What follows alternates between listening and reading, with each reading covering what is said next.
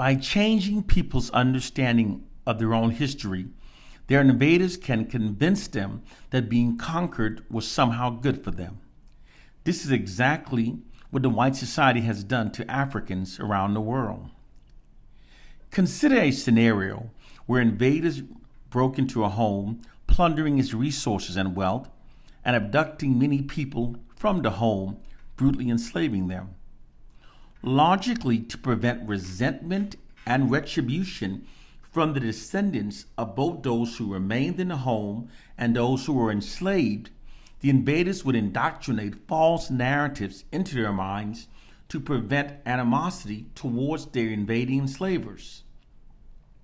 Resentment, rebellion, and retribution are inherent responses under such circumstances. To prevent these outcomes, the invading enslavers would manipulate the minds of the descendants through miseducation, convincing those who remained that the invasion benefited them, as well as deceiving those who were enslaved to believe that the enslavement benefited them. As generations pass, this miseducation becomes ingrained into the descendants' mind, ultimately benefiting the invading enslavers. This is precisely what the white society has done to Africans throughout the diaspora.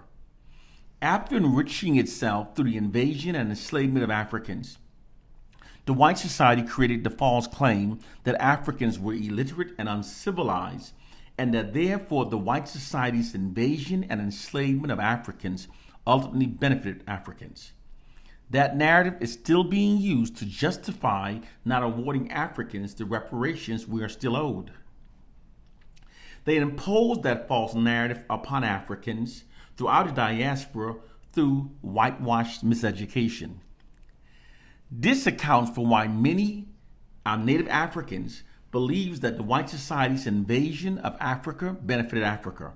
It's also the reason why millions of Africans that have been spread throughout the diaspora by the slave trade believes that the white society's enslavement of our ancestors ultimately benefited us. The prevailing narrative that Africans were illiterate and uncivilized before the Europeans invaded has caused millions of Africans throughout the diaspora to literally feel indebted to the white society for having brutally invaded Africa and brutally enslaving our ancestors. This whitewashing of history provides clarity of why millions of Africans throughout the diaspora now reveres Caucasians in spite of such a brutally horrific history of the contrary. Through